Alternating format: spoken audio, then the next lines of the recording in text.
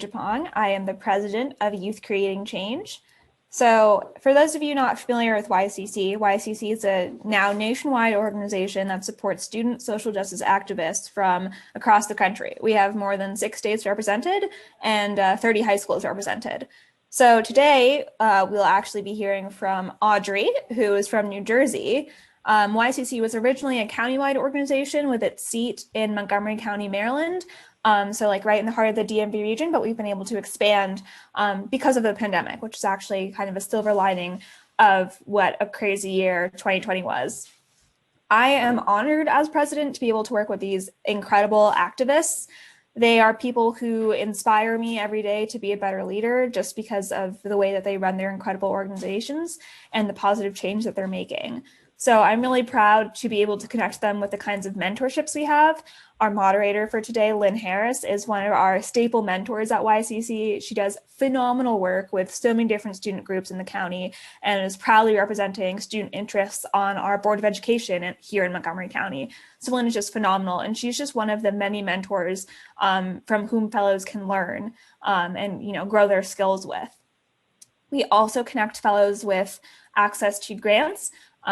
Thanks in part to our parent organization, Communities United Against Hate, or CUA. We have been able to connect fellows with more than $20,000 in grants in the past. So that, I believe some of our fellows will talk about that, but that enables them to really carry on incredible social justice projects. Another pillar of our organization is our grassroots trainings, which I consider to be the heart and soul of YCC. Every month, we deliver skills-based trainings to our student social justice organizers to help them be the best organizers that they can be and really hone their activism skills. Again, thanks to Zoom, we've been able to expand the program to not only include students who have come in with already formed projects, but we've also been able to expand to students who are interested in activism but don't have projects. They don't really know where to start yet. So YCC has really expanded its incubator nature over this past year. So if at the end of this presentation you're interested in becoming an activist, or you know someone who is, encourage them to sign up for YCC even if they don't have a project, because we can connect them with mentors and other fellows who will help them either join a project or form one of their own. We also have a partnership with Be Ready, which has started. It started out in BCC High School, which is a high school in Montgomery County, but they offer virtual tutoring services, virtual and in-person tutoring services for students. So I'm sure, if you're outside of the DMV area, they, can tutor you. YCC launched its own tutoring initiative earlier in the pandemic, and we just found like partnering with Be Ready was the natural next step. So the Social Change Conference normally is held in person, but this year and last year we're taking these panels virtual. So we would love for you to join our programming again April 18th for our Equity in Schools and the Community panel. That will be moderated by MoCo STEP, Students Toward Equitable Public Schools founder Avery Smedley and SMOB candidate Hannah O'Looney. So without further ado, I believe we can get started. We'll just let people come in here.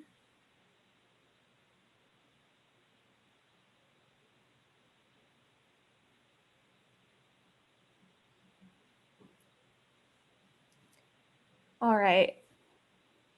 Not yet, Jack. Okay. All right, I am going to introduce our moderator, Miss Lynn Harris. A native Kansan from a small town in which the entire school system was smaller than a single NCPS high school, Lynn's post-high school academic journey took her gradually eastward. She earned a Bachelor of Science in Nursing from the University of Tulsa, her Juris Doctorate from Washington University in St. Louis, and landed in D.C. in 1991 for her first law job, doing endangered species work at the National Oceanic and Atmospheric Administration. After 15 years as a government lawyer, she left the DOJ in 2005 to get back to her healthcare roots, spending the next 5 years at the Johns Hopkins School of Hygiene and Public Health. Once her son started kindergarten, Lynn got involved in Montgomery County advocacy, first through her local PTA. She later led the advocacy work of the NCC PTA, serving 3 years as vice president of advocacy, later spending 3 years as president. Through that work, she gained a wide and deep view of our public schools and met and built relationships with people, students, families, electeds, all across the county. Her advocacy journey quickly convinced her that student wisdom, voice, energy, and experience was the essential and often missing piece for effective, student-focused decision-making, and she was fortunate to meet and work with many powerful student advocates both inside and outside of our schools. When she became president of the MCC PTA in the spring of 2017, one of her major priorities was partnering with students and student organizations across the county, including establishing a direct partnership with MCRSGA and supporting the work of groups like the Minority Scholars Program and Youth Creating Change. Her work with student advocates and their allies was a primary factor in Lynn's decision to run for the Board of Education. Enhancing the student voice in all MCPS policymaking, problem solving, and priority setting is the main reason she sought to serve on the Board of Education, and it remains her highest priority. Lynn's campaign was student-focused and student-fueled. She had an amazing student-led field team, without whom she would not have been elected. Supporting, working with, and learning from powerful student leaders is the most rewarding thing Lynn Harris says that she does. So without further ado, our lovely moderator and mentor, Lynn Harris. Thank you, Olivia, for that very nice introduction. And I just want to say how incredibly happy and honored I am to be moderating this climate change panel, because I have been, over the past 5 years, so incredibly impressed with the powerful and substantive climate change advocacy of young people here in Montgomery County, and starting throughout last summer when our YCC social activism training went national because of the pandemic, getting to know really powerful student leaders outside of Montgomery counties also working on climate change issues. I can't say enough about how valuable I think the YCC trainings are in helping young people find their power and their voice and find their people, other people who share their passions and want to drill down and work on issues with them, and growing their appreciation for the truth that everybody has unique talent and no one person can do it all. And when we work together, each bringing our strength, we go further faster. So I'm not going to say anything more, because you really want to hear from these really impressive young student leaders that are going to share with you their journey and their work and their plans for the future. And although it's not, each of them is going to share with you a little bit about the work that they're doing. And then we have some questions. And then the chat is open for the entire presentation for you to type in your own questions, and we will be throwing them to this impressive student panel in a little while. So on an ongoing basis, put in any questions that you have.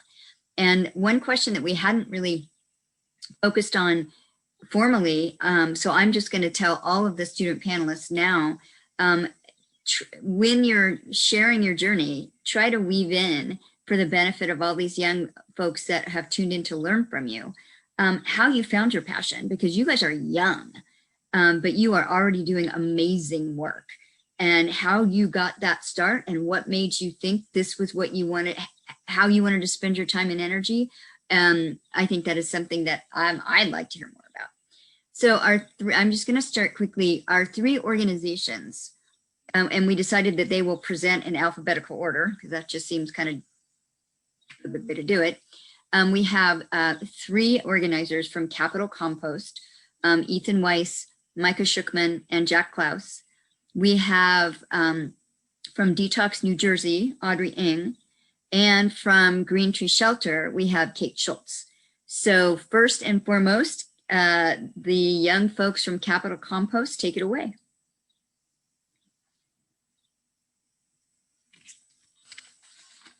All right, thank you so much for the introduction. So yeah, we're Capital Compost. We're all juniors at BCC, and here's a nice little picture of us. All right, so as you may have guessed, we are very invested in composting. So basically, just a refresher, composting refers to the process when organic waste material, this can be food waste, napkins, or even paper products, can decompose naturally and then turn into soil. So basically, the big problem with the world today is organic waste is thrown into landfills And when this organic waste is thrown into landfills, it can't compose properly, causing it to rot and actually release a lot of methane gas. This is so dangerous because methane gas is 21 times more potent than carbon, and it directly affects climate change. Not only does composting reduce methane gas emissions, but it also removes carbon from the air. When the waste actually decomposes, it takes in the carbon, so it ends up cleaning the air and providing new soil in one step. So why did Capital Compost form? So me, Jack, and Micah, as said before, we go to BCC, and we noticed during lunch that kids would throw away almost untouched food just carelessly in the trash. And we had kind of known a little bit about composting. Some of us had already signed up for compost pickup through Compost Crew, and we'd kind of known that something was going wrong there. So we had looked into it a little bit more and found out that Silver Creek actually had a compost program at their school. We thought it would be really interesting to replicate that success at our school. So we kind of focused in on that.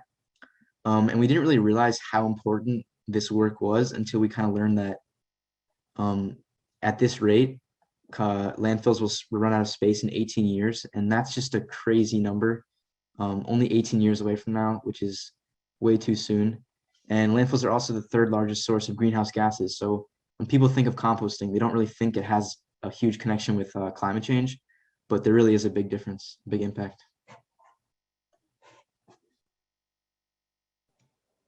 So what are the issues we're tackling?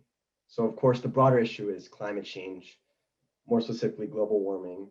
And as Ethan said, that composting actually serves to combat the effects of global warming. More specifically, we're focused on reforming school waste systems, school cafeterias, and how students dispose of waste. We're also focused on education. This is educating students about composting and its benefits.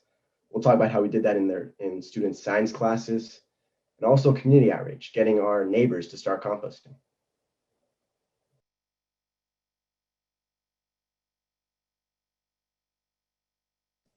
So what have we done? What are we doing? So what we've done so far is we've partnered with the Compost Crew, which is a local compost removal service that comes to your, that comes and picks up compost at your home. We've also organized a campaign in the Bethesda area that saw 30 new homes begin to compost, and they used a deal that actually helped benefit BCC's compost program. We helped obtain approval for the BCC High School Compost Program, along with BCC Environmental Club, partnering with them. We formed a compost club at BCC that's more focused on composting versus just general environmental things. Also, alongside BCC's Environmental Club, we went around to every single science class and gave presentations about composting and all about the compost plan that will begin at BCC next year. Yeah, and so we also have plans to lobby to several local elementary schools, Rock Creek Forest being one we're talking with right now, to begin their own composting programs. And we'll actually be using the grant we got from YCC to, incentivize these schools to actually start the program. In addition, we recently joined a county-wide group headed by Joe Richardson. He's really great. He has lots of connections in the DMV. Like a go-to composting guy. And in this group, we, along with a lot of other students from many other schools that are focused on composting, we talk about all the issues we're facing, and it's a great support system. And recently also, we created a recruiting video to inform and hopefully convince schools to invest in composting. We'll be showing this video. Even though it's geared towards schools, it's still a good informational and cool video.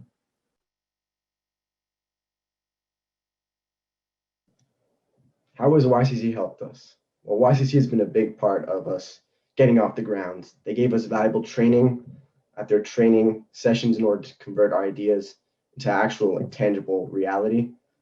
They matched us with insightful community mentors that gave us tips about achieving this and achieving success. And again, we were awarded with a grant to help fund a school's compost program.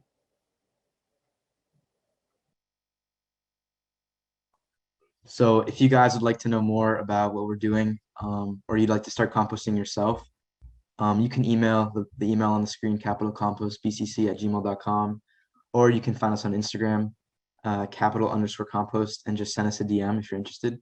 And now we will, as mentioned before, we have a cool recruiting video that we can show you. It's directed towards PTAs, and they'd watch this video and hopefully feel like they want to start composting.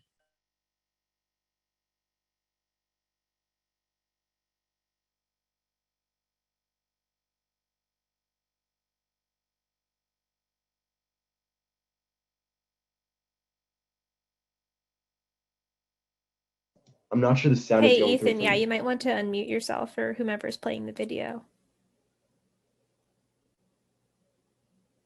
My bad, sorry. Okay.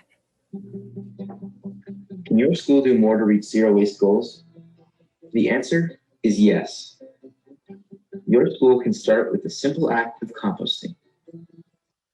Composting is when organic material, like food waste, napkins, and paper products, can decompose naturally and turn into nutrient-rich soil. Unlike plastics, organic waste is 100% recyclable, and the process serves as an easy step towards zero waste. Now that you know this, did you also know that more than 50% of waste generated at school is compostable? However, currently all of that organic waste is thrown away as trash and taken to landfills and incinerators in Maryland. What happens in a landfill or incinerator? In landfills, organic waste decomposes anaerobically and is trapped under plastics and other trash. When it's left to rot like this, or burned in incinerators, a tremendous amount of methane gas is released into the air. Methane is actually 21 times more potent than carbon, and it directly affects climate change. In fact, landfills are the third largest source of man-made greenhouse gases in the United States. Composting is logical, easy, and can make a huge difference for your community. When food and paper waste is separated from other trash and brought to a commercial compost facility or Maryland farm, it can decompose naturally. This straightforward process takes only 3 to 4 months, it's pollutant-free, and it captures carbon as it decomposes into nutrient-rich soil. That's right, composting removes carbon from the air. Once food waste is separated from other trash in your school, it will be cleaner, less smelly, and reduces rodent and insect problems. We must change how we look at waste.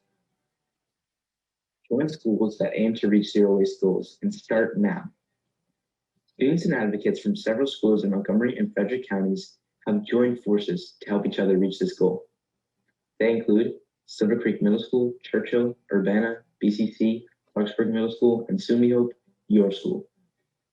Your principal, building services team, green team, and PTSA can commit to a zero waste goal and agree to create a small budget for weekly compost removal, buying a few bins for the school cafeteria, and getting resources to educate students and their families. You can commit to this smart, easy step to protect our climate and feel proud you did. Are you ready to join this important movement? To learn more, please reach out to the BCC Compost Club. We can show you easy, low-cost steps to invest in our future. To reach out, please email capitalcompost@gmail.com or text 301-633-0993.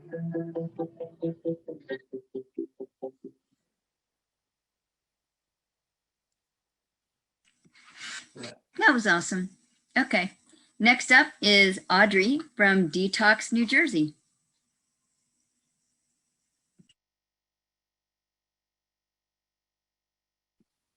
Hi, okay. Can you see my screen okay? Yeah, okay.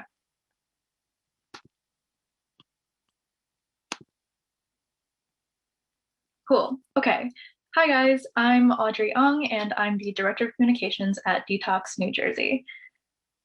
So what Detox New Jersey, there you go, okay. So what Detox New Jersey covers is Superfund sites, and it's a huge problem that I'm going to try to condense into a few minutes for you guys. But anyway, Detox New Jersey is a youth-led environmental organization based in New Jersey and dealing with the dangers of Superfund sites. Our mission is to serve disadvantaged communities facing health risks posed by toxic waste at Superfund sites by bringing the issue into public discourse. Okay, so what are Superfund sites? I don't know how many of you have heard about Superfund sites, but they're kind of crazy. So all over the country, corporations used to dump their chemical waste all over just plots of land. And these plots of lands would be nearby or within communities and would cause health risks and additional risks. So CERCLA was created in 1980, which was the Comprehensive Environmental Response, Compensation, and Liability Act. So it was supposed to deal with the toxic waste crisis by giving a means of cleaning up all that toxic waste that was harming our communities. So that was created a while ago, but it's been 41 years, so why are we still talking about it? So CERCLA, when it was created, was only supposed to last for about 15 years and not last much longer past that. So the polluter pays tax was created to tax the corporations in order to put money into cleaning up these Superfund sites because they were costing billions and billions of dollars each, and we have thousands of them in this country. So here are the health risks. Why are Superfund sites so bad? So for example, these are the most obvious reasons, but there are birth defects that can be caused by surrounding Superfund sites, cancer, internal damage, and mental illness. Basically, people living within 3 miles at least, but ranging up to more, can be affected by the chemical waste in Superfund sites through generational health risks. Basically, if your parents grew up near a Superfund site, even if you didn't, you would be able to get mental illnesses, cancer, internal damage, or birth defects from that chemical waste just because your parents lived by it, or maybe you did, and then you're going to pass it on to your children. That's why it's such a huge problem, and that's why 41 years later, we are still talking about it, even though most of the country isn't. Additionally, there's also child development risks that come with Superfund sites. So you're 6.6% more likely to get suspended, 7.4% more likely to repeat a grade, and 10% more likely to be diagnosed with a learning disability. So of course, there are also intersectional risks, just because obviously we know that a lot of environmental impacts also create health impacts on us and our families. There are also specific policy actions that Superfund sites have affected that negatively impact, for example, African American communities or low income communities. So, for example, in South Carolina, 55.9% of African Americans live in Superfund host census tracts, meaning within 3 miles of one. 700 there are about 700 federally assisted housing units located by the site in Carteret, New Jersey. Now, Carteret, New Jersey is mostly Asian, Black, and Hispanic, and low-income communities. 25% of pregnant women there's a 25% increased risk of pregnant women having birth defects in their children, and there are 70% of all federally assisted housing units located within 1 mile of a Superfund site in the country. Now, New Jersey, of course, has the biggest Superfund site problem, and you will be able to see this in the next slide. But environmental racism obviously is a huge problem with Superfund sites. Most of them are located right by majority minority communities. So what do Shaquille O'Neal, Michael B. Jordan, and Agent Orange all have in common? They are all located, they're all from Newark, New Jersey. So Agent Orange was this chemical warfare chemical used in the Vietnam War by American soldiers as a pesticide. So Agent Orange was manufactured in Newark, New Jersey, which is a largely Black community that birthed Shaquille O'Neal and Michael B. Jordan, and also happened to create toxic chemicals such as Agent Orange. In New Jersey, you can see that there is an increased risk of this. So in New Jersey, if you see by this graph, the more white populations are red, and the less white populations are ironically more white. And if you cross-reference this map and the next, you see that most low income and minority communities are located by more Superfund sites. So in New Jersey, Superfund sites are 2 times more likely to be in or near communities with mostly racial minorities. So there have been 151 Superfund sites in our state alone. And I did the math myself, and 101 of them are in or near communities with mostly racial minorities. So what about now? So Detox and J was created in August, thanks to the help of YCC and YAP back when they had their training session in the summer. That's when we met Lynn and Olivia and Meraki. But so in the beginning, we only had about 10 members. It was the president of Detox and J, Madrid Rodner, some of his friends, and some people that we had met in South Jersey. Now, however, due to COVID and due to our outreach that was helped in large part by YCC, we have over 30 youth members. We have met with EPA, Environmental Protection Agency, New Jersey Department of Environmental Protection directors, and local community advisory group members. We have also created a pretty rockin' Instagram and website. We have a great marketing team and a great website development team. We've been collaborating with the Center for Health, Environment, and Justice recently, and more. We've been having a lot of meetings and planning a lot of events for people in New Jersey and for people also all over the nation. And like I said earlier, it was all with help from YCC. So that's currently where we're at now. Thank you so much for letting me be on this panel. And yeah, thank you. Yeah, thanks, Audrey. And I just want to say, I so enjoyed working with Audrey and other members of the Detox New Jersey team starting last summer. And they are, I hope you all hear from them as we go through this presentation.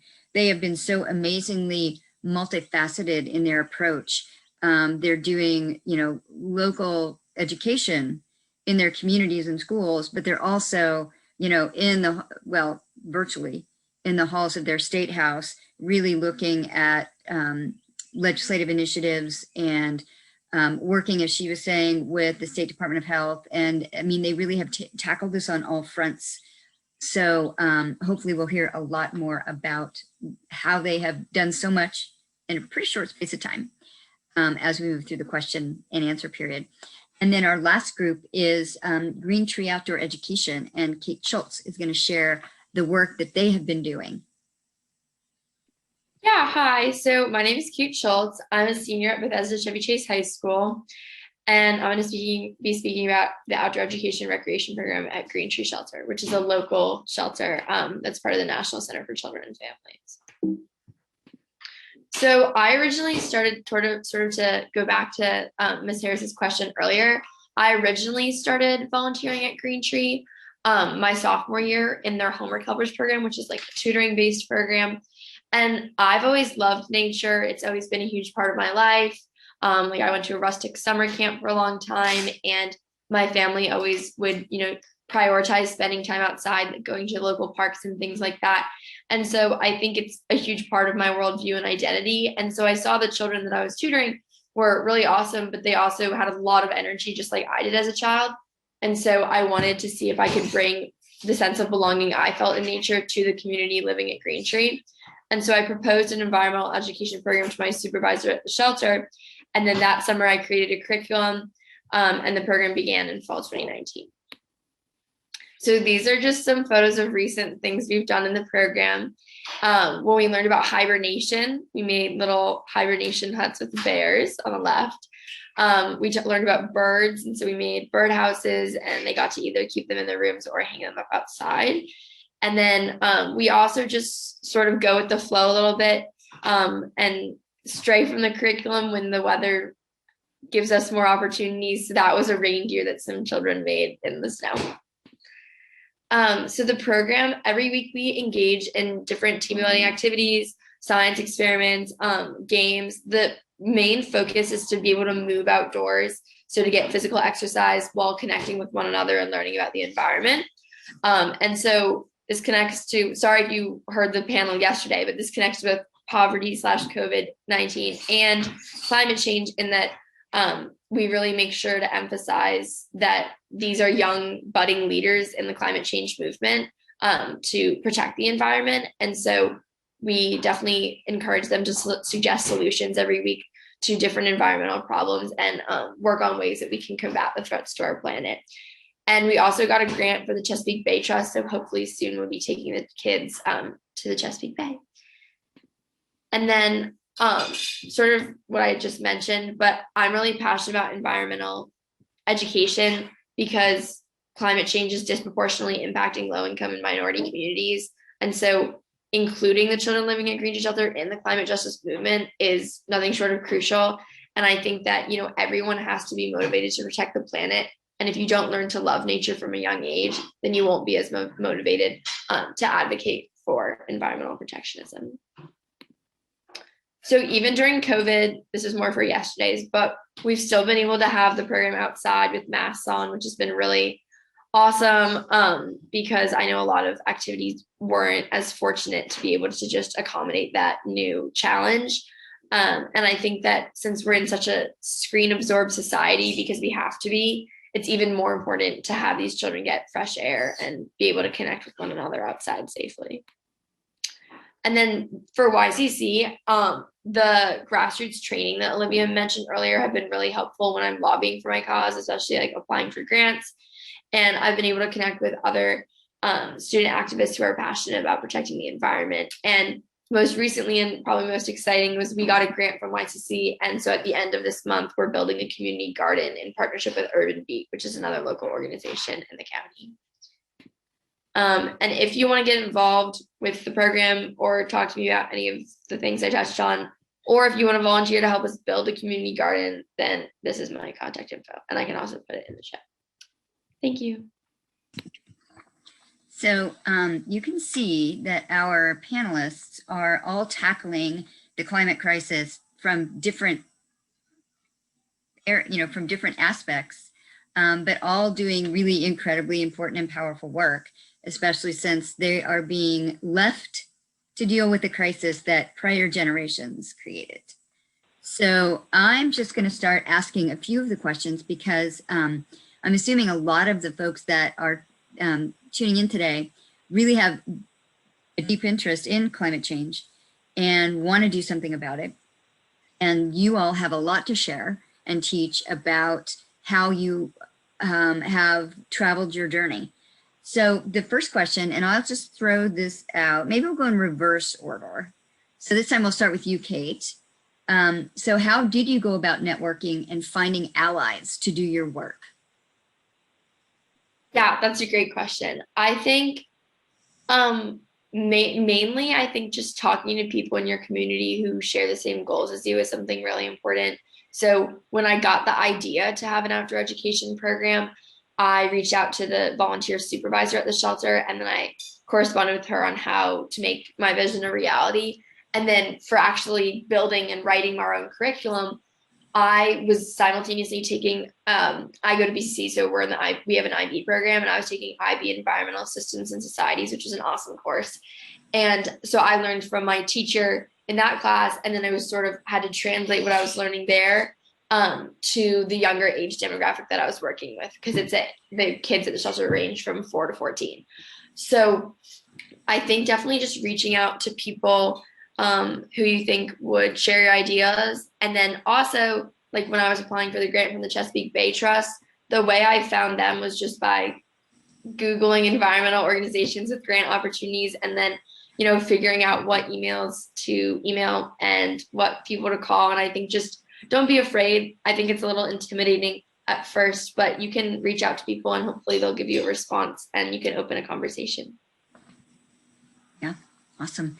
And Audrey, so how has Detox, could you all, I guess, has already been shared, you all have only been up and running less than a year, but you've already made a lot of connections. So how did you find your people? How did you do your networking and find your allies?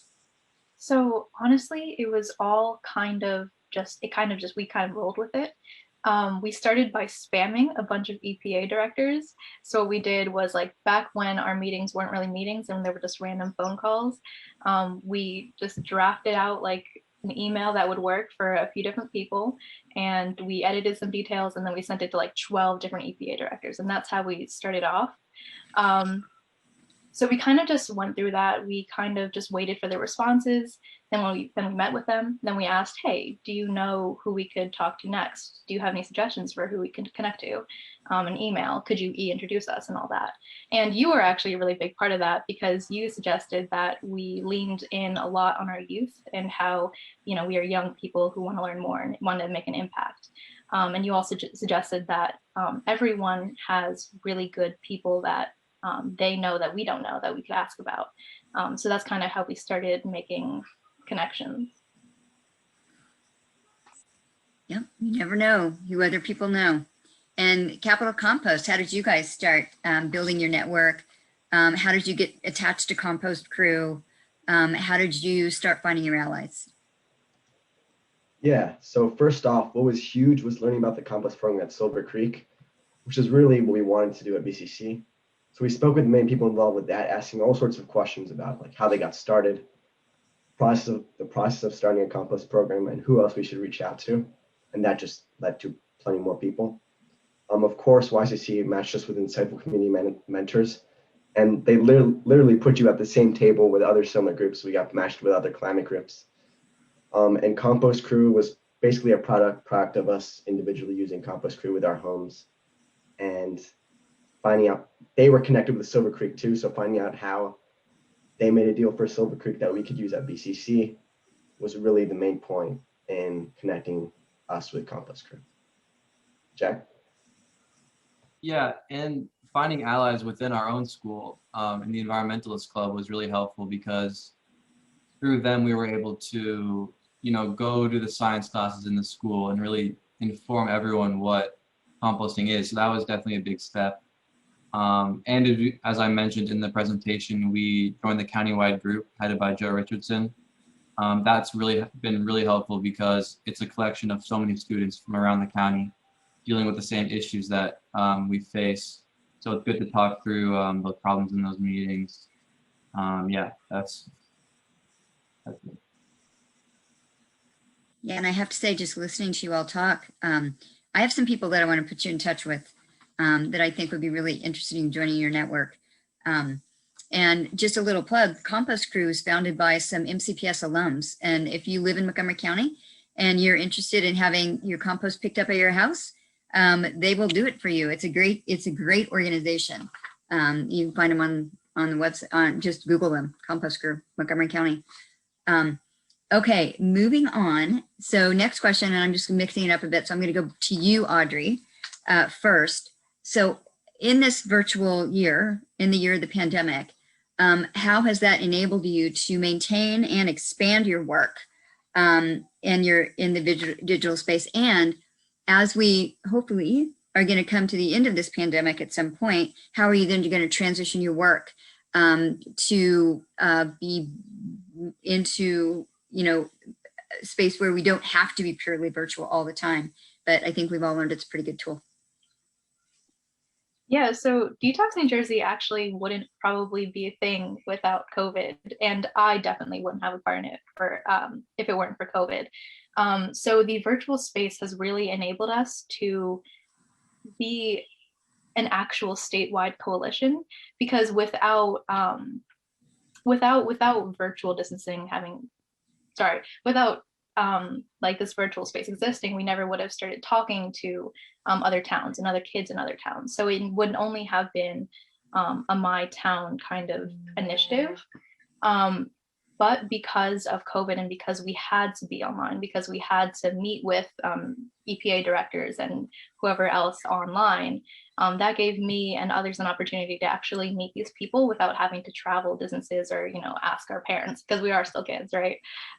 So we were able to meet more students who thought like us, and have like this online presence that we wouldn't have been able to have otherwise.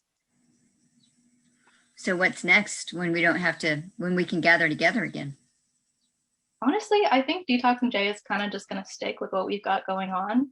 I think even when hopefully everything goes back to normal, we're still going to have that online presence that we do now. And we're going to just try to keep on building on that and making sure that we can be connected through something as pretty cool as the internet. Yeah.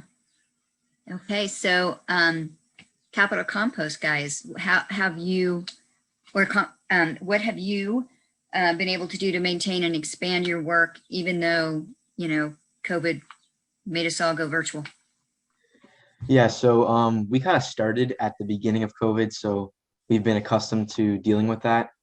Our main strategy was just to find who were the big people involved and then email them. And we noticed that sometimes our emails wouldn't like really be enough. So then we had asked to schedule Zoom calls, and scheduling Zoom calls is very good because you can actually talk with them and actually brainstorm.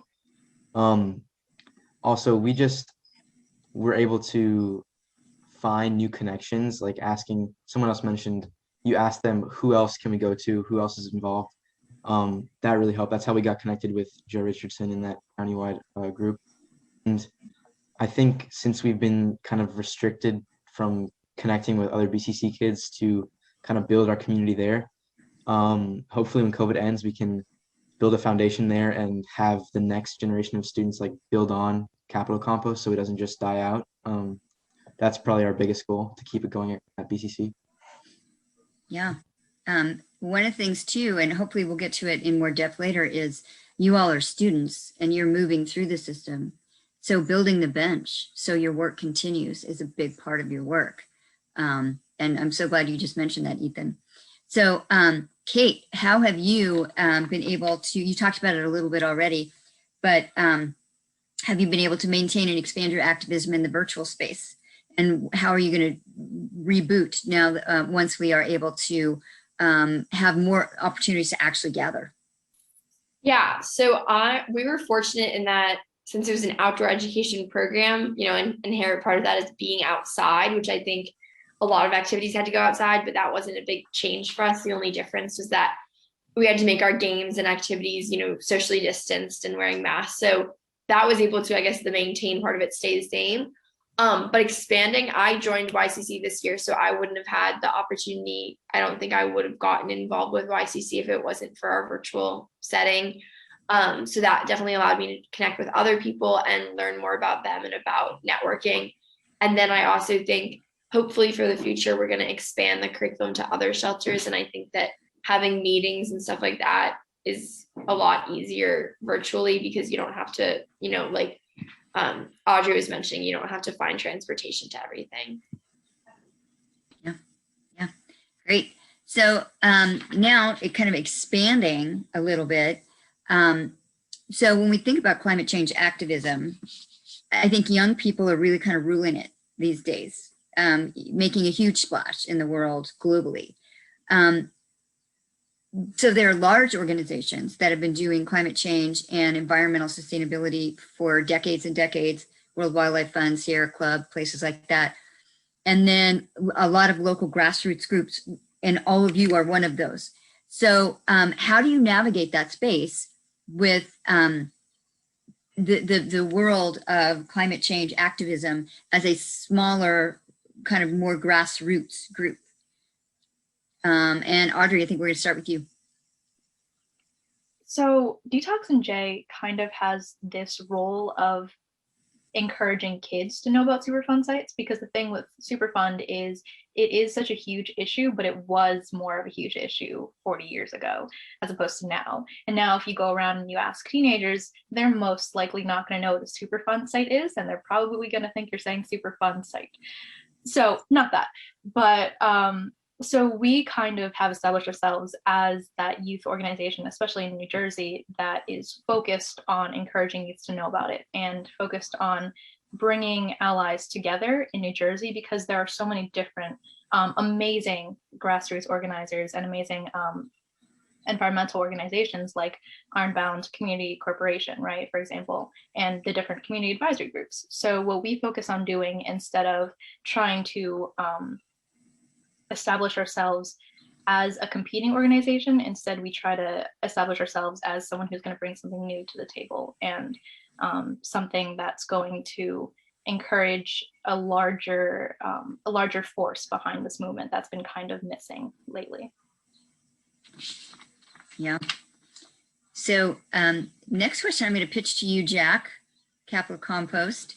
What are you seeing in the work that you're doing, engaging with people of all ages around your work? How are people's attitudes around climate change and environmental activism changing? Or have they? Yeah, so Kate had mentioned earlier the IB Environmental Systems and Societies class, and recently for my IA for this class, or internal assessment, I'd done a survey about the relation between age and composting in the DMV, and I was measuring for knowledge, attitudes, and practices of these people. And so I had thought that my hypothesis was that in the future, the practice of composting will increase. I thought that because, you know, younger generations seem to be more passionate and informed about the environment's importance, so therefore composting will increase.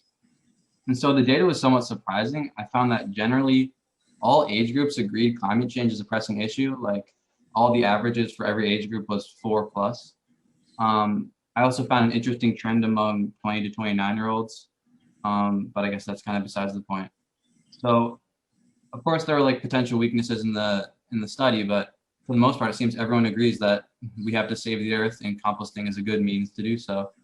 And so I think that in general, the attitude of DMV residents, and I hope people in general, has improved over the past few years. You know, the media has been putting this issue in the limelight, and so I think that if I'd done this survey 5 years ago, I would have had very different results for attitudes among DMV residents. So I definitely think that there's been a lot of improved attitudes for sure.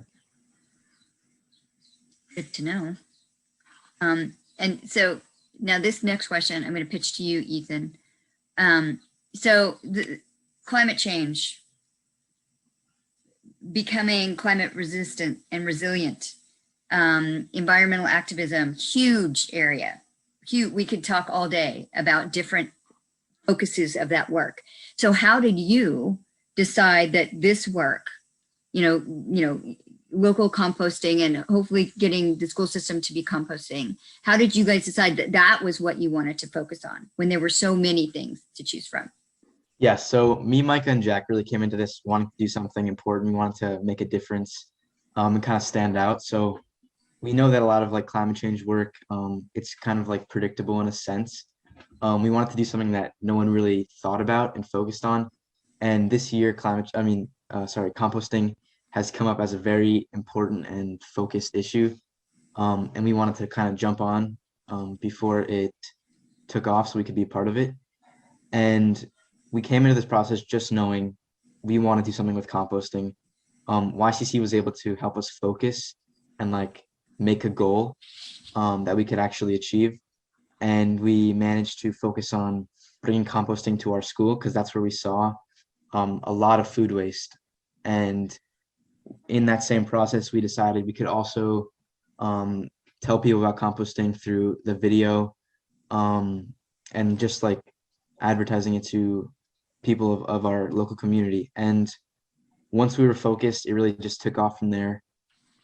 We wanted to stay with composting. We knew it was important. And all these new connections we had, realized how much of a bigger issue it was.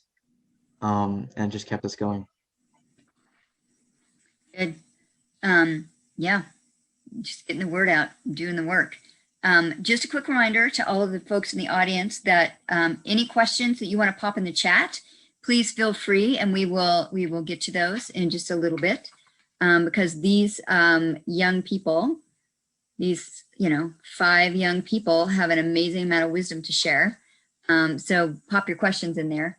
So this question goes to you, Micah. So y'all are high school students. what's next? How are you going to continue your work once your journey takes you out of BCC, maybe out of Montgomery County? What's next? Yeah, great question. So the great thing about the work we're doing is that so many people can get involved. Like, in fact, the more the better. So the way I plan on continuing this work past high school is by having systems in place for the work to be continuing even when I'm gone. So this is in the form of our compost club at school and the countywide composting group that we mentioned previously. In both groups, there's this great dynamic in which the younger kids are being set up to continue the work that the older kids have completed. But with all that said, I certainly won't be dropping composting as I move past high school. I will continue working with Capital Compost to bring composting to areas that don't have it, which is sadly many areas in most places. Yeah. And Jack, I see your hand up. Sorry, now I was just scratching my head. Well said, Micah. Got it. So, yeah, I think good point there. You know, the bench building, again, huge for the work. So, Kate, next thing for you. So you all have a remarkable energy for your work and a remarkable commitment to your work at a young age. But for some, it may seem a little bit daunting to start tackling an issue, especially if maybe they haven't yet found some allies or some advocates that they are, you know, can connect with and connect to and learn with. So what are some tips that you would give to somebody listening that is just starting on this journey and just trying to find their focus and their footing to start to make a difference? Yeah, I think honestly, join YCC. Like it definitely, I was on the other end. Like I had a project and I had started this for already 2 years before I joined YCC. But something that definitely struck me through, especially the like Zoom trainings, is that you can find whatever like interest you're passionate about, but a lot of them have intersectionality. Like they a lot, like, you know, our world is interconnected. And so a lot of social justice issues are also interconnected. You know, poverty isn't exclusive from the environment, and nor is equity in schools, right? So I think that trying out and talking to different people is at the heart of figuring out what you're passionate about. Like you don't immerse yourself in these experiences or in these conversations with others who you think might have a similar interest to you, then you're not going to be able to find what you're looking for. So I think just taking the time to like have authentic conversations with people, and then also just reflect on like what your goals are. Like, do you have a specific thing that you want to see changed in your community? And then you kind of take a step back and you're like, well, what can I do to go there? You know, we talked about yesterday in our panel, breaking up activism into small steps. You know, you can't save the world like tomorrow, but you can take a step today to make it towards your goal. So I think just being intentional about that and making sure you reach out to people. So I'm not seeing a lot of questions in the chat yet.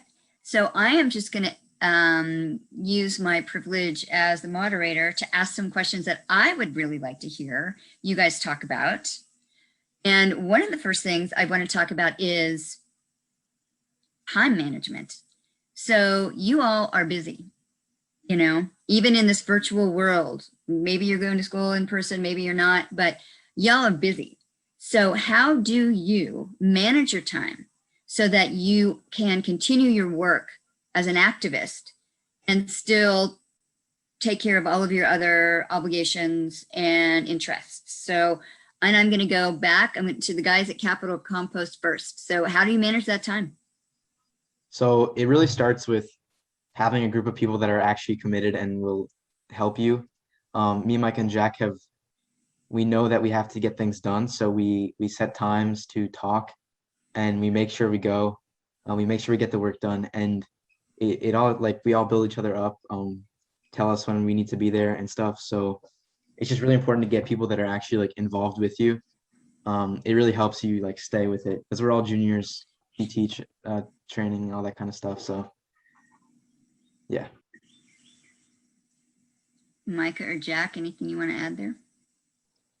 I mean, also currently there isn't super time-consuming matters that we have to, you know, keep track of, other than we did create that video recently, which was pretty time-consuming, but right now we're just lobbying for we're sending emails, we're trying to make Zoom calls with elementary school principals. So while all that work is important, I think it's not too overwhelming, I would say. So yeah, don't overexert yourself when you don't need to. And let me know if I can help you set up those phone calls. Micah, anything from you?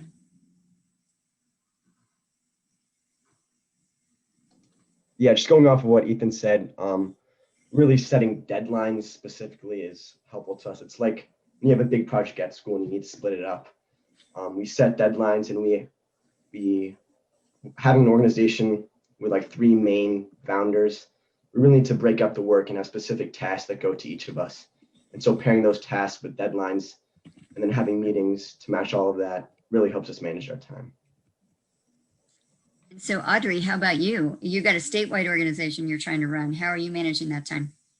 I've got a statewide organization and a local voting organization and colleges. Yeah, not fun. Hasn't been fun at all. But specificity, as they've mentioned, has been awesome. So being really specific with our goals, making sure that we have deadlines and knowing who is working on what, that has been really helpful. And also, obviously, there's strength in numbers. So now that we've grown Detox New Jersey more, we have designated tasks for each person so that not everyone has to do so much. And for people like me and Madrid who are trying to organize things on the bigger scale within the organization, a lot of things that have helped are just having that partner that you can work with, having those phone calls where you can say, hey, I just thought of doing this for detox. What do you think? And just really having like motivating partners, people who encourage you to keep going and to keep working on what you have to work on, even if you're swamped. That has been really, really helpful within the organization, is just having those people that make sure that you get stuff done. Good tips. Kate, how about you?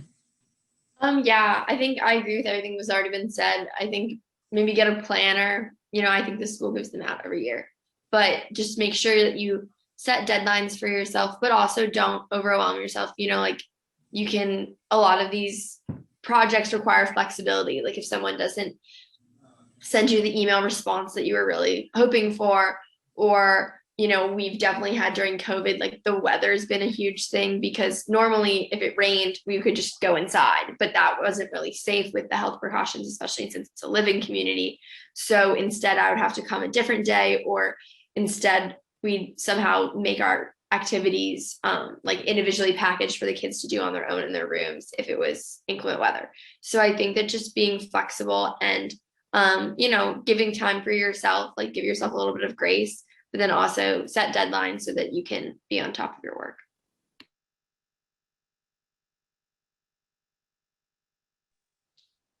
Sorry. Thanks, Kate. I have a great question that came in from Lisa. You guys are doing really amazing work. Each of you has a very unique and individual project and area of expertise that you're developing.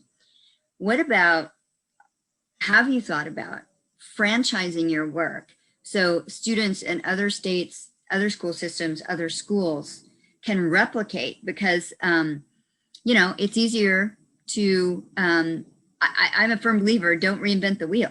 So when somebody's already created a really great format, that's what I'm going to go to first. So what are your thoughts about if you are, or how you might franchise what you're already doing? And how about Audrey? Why don't you start with that? So we kind of had to do that already, so we had Detox and J, and then but Madrid and I started a local voting organization also at a different time. So when we were doing that, we kind of took everything that we learned from Detox and we applied the same things to it. So we incorporated the snowflake structure, and we have 4 different committees / projects that different people can work on. And we have, designated people, designated directors, leaders. So that is something that I would say is really helpful, is just making sure you incorporate some kind of snowflake structure where there are different levels of accountability and teamwork, so that there is that kind of communication within the organization that just runs smoothly. So that's what we've been doing, and that's what we've taken from creating Detox. So Kate, how about you? What are your thoughts about how you might franchise or connect with other students who might just want to kind of pick up your work and just apply it in their own local area? Yeah, so we're definitely trying to make the curriculum that I've created in a replicable format. So like it can be shared with other shelters and they can implement the same type of programming. So that's something that's like currently in the works, I guess. Then I also think a good thing is just having your resources be public, like I don't know, if someone reached out to me and was like, I really want to start doing a similar thing at a local youth center, it doesn't have to be a shelter for children experiencing homelessness. So I think just being open to like new avenues to extend your work is really valuable as well. And so Capital Compost, guys, there's, how about you all? How could we sort of franchise your work you're working into some elementary schools right now, but across all of Montgomery County's 208 schools or outside our school system? And there was somebody who also wants to know how you made your connection with the compost crew. Yeah, so our goal is to teach schools how to start composting, but we also want to go into the actual curriculum of schools and implement composting lessons. So maybe like a day where all science teachers teach what composting is to hopefully younger kids. So we'd primarily focus on elementary schools, and they basically grow up learning what composting is, learning that it's as important as recycling. I remember in elementary school, I learned like reduce, reuse, recycle. It's been like stamped in my head. Hopefully that can be something with composting. And yeah, we just really want to make sure it's a thing that everyone knows. And how'd you make that connection with Compost Crew? So we had already used their service, and we came into contact with the people working at Silver Creek that had a deal with Compost Crew, and we basically just sent out an email to them. We said, hey, we want to get involved. How can we do that? Tell us how to be more important. And they set up a Zoom meeting with us because they're really interested in having more people involved. They find if young kids come out and want to be environmentally conscious and helpful, they'll help you. They want more people like that. So they kind of set us up, and now we're being mentored by Ben, who is the head of Compost Crew. Yeah, and I just want to put in a plug for that. I mean, you all have been really fearless in your work. You're just reaching out, cold calling people, saying, this is who we are, this is what we want to do. And I just want to encourage everybody to realize there are so many people out there who would love to be your ally if they just knew about you. And don't be, I mean, I used to be a teacher in the school system. And one of the things I would tell my students is, if you can live with the worst thing that could happen, there is no downside. So if you could live with calling somebody and having them say, I'm not really interested in working with you, there's no downside. So do not underestimate your power and how much others would really be interested in working with you if they just knew about you.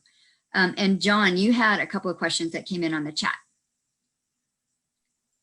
Yes, I had one question for all of the panelists, which is related to some of the questions you were asking earlier, Lynn, about how far are the panelists willing to take these organizations, and can you see yourselves trying to make a change years from now? So after you're out of MCPS or out of high school, how far do you plan to go with the projects you have?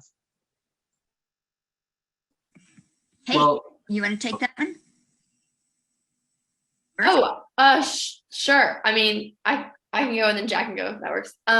But I'm planning to go pretty far, I guess. I think, one thing I'm really grateful for through my experience working at Green Tree Shelter is that it sort of directed me to my career goal. Like, I want to do something in the world of education, and also I think in the nonprofit world, while still advocating for environmental protectionism. So like when I was doing my college search, I looked at programs that had both elementary education and environmental studies and allowed you to do them at the same time. So I think that's one way I'm extending what I do now further. And then I also think just like, I don't know, I think that your work doesn't have to stop after you leave it. Like just like the composting group was saying that their club is going to continue at BCC after they're gone. Like I've already found 2 awesome girls at my high school who are taking on as the leaders of the program that I currently lead next year. And so I'm in the process of training them and getting them comfortable with the curriculum so that they can continue the program even when I'm not living in Maryland anymore. Jack. Yeah, and so I forget who had mentioned this, but the founders of Compost Crew were, MoCo graduates. So it's definitely a possibility to, have an interest in something in high school and carry that through college, and then create this big organization that we actually go through today.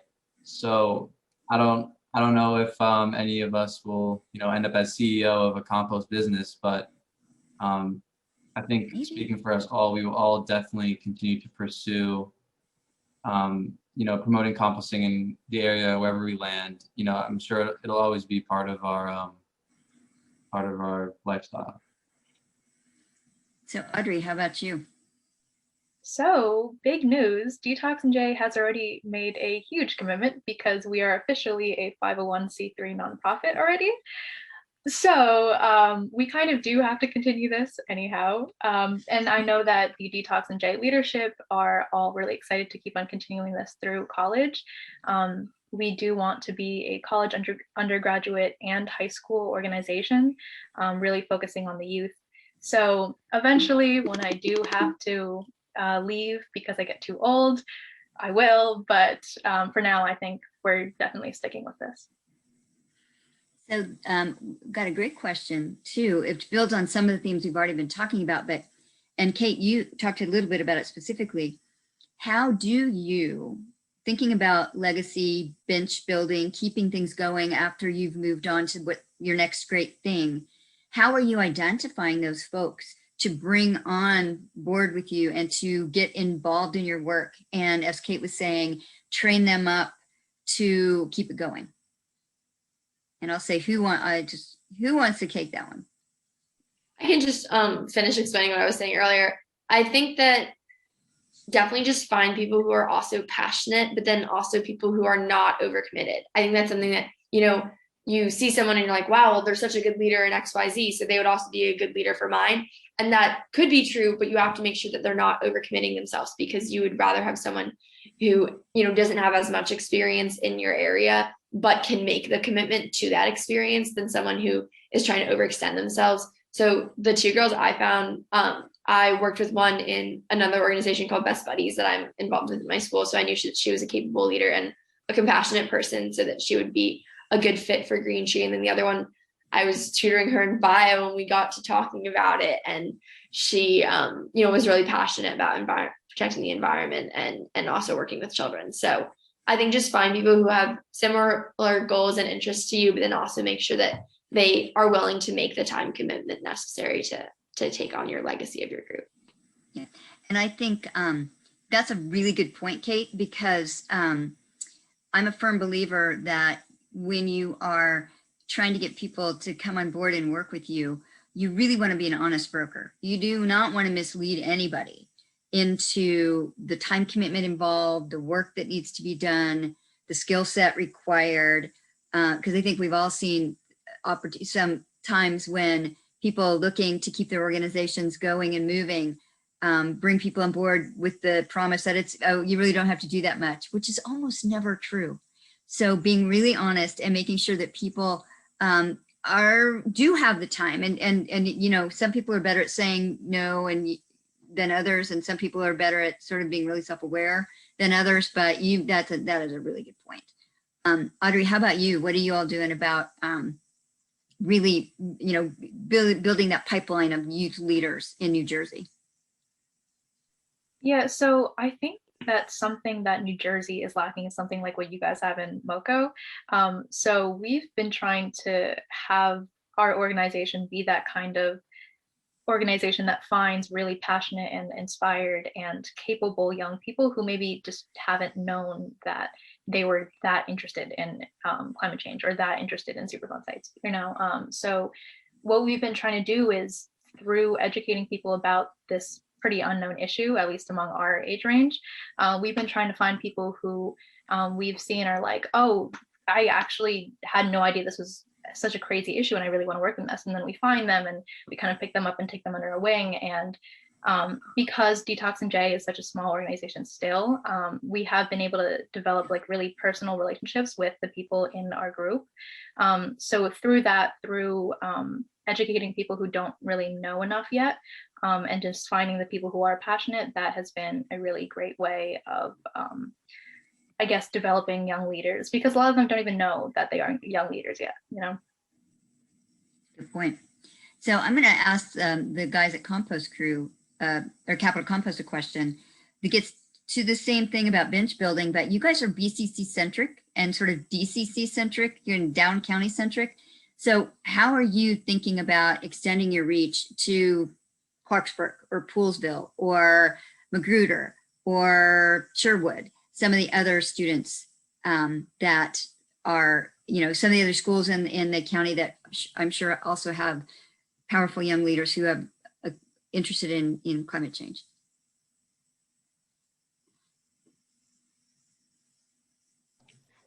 Yeah, so